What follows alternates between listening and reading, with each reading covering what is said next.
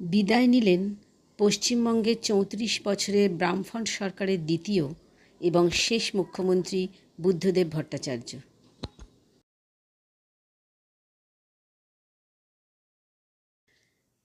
বিদায় বেলায় ওনার বয়স হয়েছিল ৮০ বছর।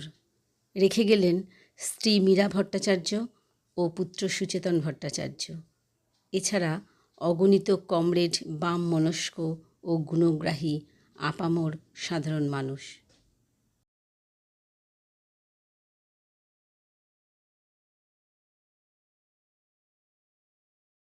তিনি ২০০০ সালের ৬ই নভেম্বর থেকে ২০১১ সালের ১৩ই মে পর্যন্ত পশ্চিমবঙ্গের মুখ্যমন্ত্রী হিসাবে দায়িত্ব পালন করেছিলেন। ১৯৯৯ সাল থেকে ২০০০ সাল পর্যন্ত ছিলেন উপমুখ্যমন্ত্রী। ১৯৭৭ সাল থেকে ১৯৮২ সাল এবং ১৯৮৭ সাল থেকে ১৯৯৯ সাল পর্যন্ত ছিলেন বিভিন্ন দপ্তরের মন্ত্রী। বুদ্ধদেব ভট্টাচার্য ১৯৪৪ সালের ১লা মার্চ উত্তর কলকাতার এক বাঙালি ব্রাহ্মণ পরিবারে জন্মগ্রহণ করেন। তার পিতামহ কৃষ্ণচন্দ্র স্মৃতিতীর্থ ছিলেন একজন সংস্কৃত পণ্ডিত, পুরোহিত এবং প্রখ্যাত লেখক। তিনি পুরোহিত দর্পণ নামে একটি পুরোহিত ম্যানুয়াল রচনা করেছিলেন, যা পশ্চিমবঙ্গের বাঙালি হিন্দু পুরোহিতদের মধ্যে ব্যাপক জনপ্রিয় ছিল। বুদ্ধদেব ভট্টাচার্যের পিতা নেপালচন্দ্র পৌরোহিত্য না করে পারিবারিক প্রকাশনার শাশ্বত লাইব্রেরির সঙ্গে যুক্ত ছিলেন, যা হিন্দু ধর্মীয় সামগ্রী বিক্রির জন্য নিবেদিত ছিল। বিপ্লবী কবি সুকান্ত ভট্টাচার্য ছিলেন তার বাবার মামাতো ভাই। ওনাদের আদি বাড়ি ছিল বাংলাদেশের মাদারিহাট ডিস্ট্রিক্টে। বর্তমানে ওনার ঠিকানা পাম এভিনিউর ২ কামরার ছোট ফ্ল্যাট। মুখ্যমন্ত্রী থাকাকালীনও উনি ওই বাড়িতেই ছিলেন।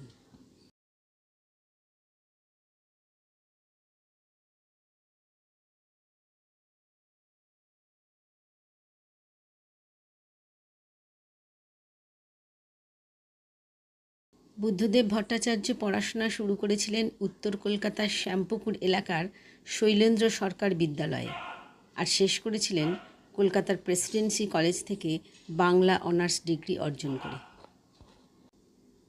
কলেজ জীবন শেষ করে দমদম আদর্শ বিদ্যামন্দিরের শিক্ষক হিসাবে যোগদান করেছিলেন।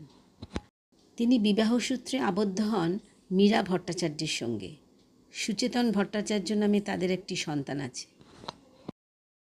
বাড়িতে বামপন্থী আবহাওয়া বর্তমান থাকায় ১৯৬৪ সালে প্রেসিডেন্সি কলেজে পড়াকালীন কমিউনিস্ট ছাত্র আন্দোলনের সঙ্গে ওতপ্রোতভাবে জড়িয়ে পড়েন।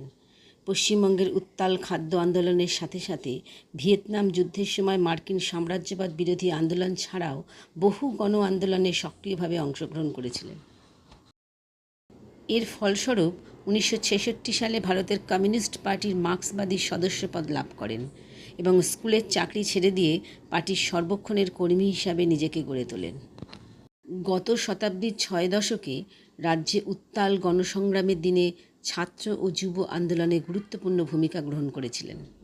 ১৯৬৮ সালের জুন মাসে মাত্র ২৪ বছর বয়সে ভারতের গণতান্ত্রিক যুব ফেডারেশনের অর্থাৎ DYFI এর প্রতিষ্ঠাতা সম্পাদক হিসাবে প্রথম কমিউনিস্ট আন্দোলনের নেতৃত্বে চলে আসেন। মূলত কলকাতা জেলা জুড়ে সংগঠন শক্তিশালী করার কাজে মনোনিবেশ করেন। বামপন্থী বুদ্ধিজীবীদের সঙ্গে তার ছিল নিবিড় যোগাযোগ। ১৯৭১ সালে সিপিআইএমের পশ্চিমবঙ্গ রাজ্য কমিটির সদস্য নির্বাচিত হন। তারপর ১৯৭১ সাল থেকে ৭৭ সাল পর্যন্ত পশ্চিমবঙ্গের কমিউনিস্টদের ওপর যে দমনপীড়ন চলছিল তার মোকাবিলায় একেবারে সামনের সারিতে দাঁড়িয়ে নেতৃত্ব দিয়েছিলেন। ১৯৭৭ সালে মাত্র ৩৩ বছর বয়সে তিনি কাশীপুর বিধানসভা কেন্দ্র থেকে সিপিআইএম পার্টির বিধায়ক নির্বাচিত হয়ে জ্যোতি বসুর নেতৃত্বে প্রথম বামফ্রন্ট সরকারের তথ্য ও সংস্কৃতি মন্ত্রী হিসাবে মন্ত্রিসভায় যোগদান করেন। ১৯৮২ সালে কাশীপুর কেন্দ্রে কংগ্রেসের প্রফুল্লকান্তি ঘোষের কাছে মাত্র ৭৮২ ভোটে পরাজিত হন। ১৯৮৪ সালে সিপিআইএম পার্টির কেন্দ্রীয় কমিটির আমন্ত্রিত সদস্য নির্বাচিত হন। ১৯৮৫ সালে সিপিএম পার্টির কেন্দ্রীয় কমিটির স্থায়ী সদস্য পদ লাভ করেন।